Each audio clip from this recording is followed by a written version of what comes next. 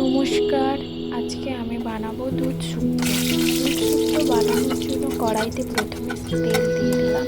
তেল দিয়ে কয়েকটা বড়ি লাল লাল করে ভেজে নিতে হবে। ভাজা হয়ে গেলে বড়িগুলো তুলে নিয়ে ওই তেলের মধ্যে ছেড়ে দিতে হবে।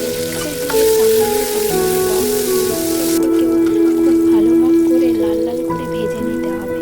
তারপর ওই কড়াইতে বেগুন দিয়ে দিতে হবে। কারণ বেগুন একসঙ্গে ভাজলাম না, কারণ বেগুনগুলো তো তাড়াতাড়ি সিদ্ধ হয়ে যায়, তাই আলাদা করে ভাজবো। বেগুনগুলোকেও লাল লাল করে ভেজে নিয়ে তুলে নেবো। আর একটা পেস্ট বানিয়ে নেবো। অন্যদিকে এক চালমগজ, আদা আর পোস্ত দিয়ে একটা পেস্ট বানিয়ে নেবো। তারপর কড়াইতে ওই তেলের মধ্যেই ফোড়ন দিয়েছিলাম শুকনো লঙ্কা, তেজপাতা, পাঁচফোড়ন দিয়ে সব যা সবজি ছিল তাই দিয়ে মশলা ভাজছিলাম। ফুলকপি কেন দিয়েছি, ঘরে ছিল, ভালো লাগে খেতে ফুলকপি, তাই তারপর ওটা তেল দেওয়ার পরে একটু ভাজা ভাজা করে পেস্টটা যে ছিল ওটাও দিয়ে দেবো। পেস্টটা দেওয়ার পরে বেগুন দিয়ে খুব নাড়াচাড়া একটু করে ওর মধ্যে দুধ দিয়ে দেবো। দুধটা খুব ইম্পর্টেন্ট, কারণ দুধ শুক্তো, দুধ না দিলেই হবে না। দুধ শুক্তো, ওতে পরিমাণ মতো চিনি দিয়ে দিলাম। চিনি দেওয়ার পর ওকে নাড়াচাড়া করতে হবে। ওটা ফুটতে থাকুক, সামান্য ফোটার পর তারপর তাতেই উচ্ছেগুলো দিয়ে দেবো। উচ্ছেগুলো দিয়ে নাড়াচাড়া করে কিছু তাতে বড়িগুলো ভেজে রেখেছিলাম সেটাও দিয়ে দেবো। বড়ি দেওয়ার পর ওটাকে নাড়াচাড়া করতে হবে। নাড়াচাড়া করে ওটা ফুটতে দিতে সময় দিতে হবে।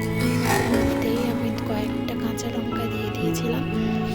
আর ওটা ফুটতে থাকুক, তোমাদের সাথে একটু গল্প করে নিই। এটা আমার নতুন ভিডিও, তোমরা একটু সাপোর্ট করো নতুন চ্যানেলটাকে।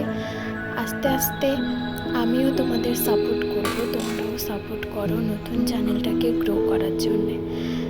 আমার তরকারি আছে, তার মধ্যে দিয়ে দিলাম সামান্য মতো ঘি দেওয়ার পর তাকে নাড়াচাড়া করে আর বেশিক্ষণ ফোটানো দরকার নেই, কারণ তরকারি অলমোস্ট রেডি হওয়ার পথে। আর একটু তারপরেই হয়ে যাবে, কারণ একদম হচ্ছে বড়িটা টেনে নেবে। একটু ঝোল ঝোলই রাখবো, ঝোল ঝোল থাকলে ব্যাপারটা থাকে তরকারির মধ্যে। ওটা থাকার পর একটা মশলার পেস্ট বানিয়ে নিয়েছিলাম, ওটাও দিয়ে দিলাম। ওটা দেওয়ার পর ওই মশলাটা আমি ঘরেই বানিয়েছিলাম, নিজের হাতের বানানো মশলা। ওটা দেওয়ার পর তরকারিটাকে একটু নাড়াচাড়া করে তারপর আমরা তুলে নেব। আমাদের রেডি হয়ে গেল দুধ শুক্তো।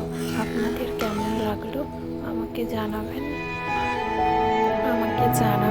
আর এই রেসিপিটা একবার বাড়িতে ট্রাই করে দেখবেন, সত্যি খুব সুন্দর। নিরামিষ খাবার দিনে এই তরকারি বানালে আর কিছু কেউ চাইবে না, আলাদা করে কিছু তরকারি। সত্যি খুব সুন্দর, একবার বানিয়ে দেখো আর কমেন্টে আমাকে বলো কেমন হয়েছে ভিডিও। ওই রান্না ফার্স্ট টাইম ভিডিও বানানোর জন্য একটু মনে ভয় ভয় আছে, তাও তোমরা সাপোর্ট করো, কমেন্ট করো, তাহলে আমার একটু সাহস হবে। টাটা।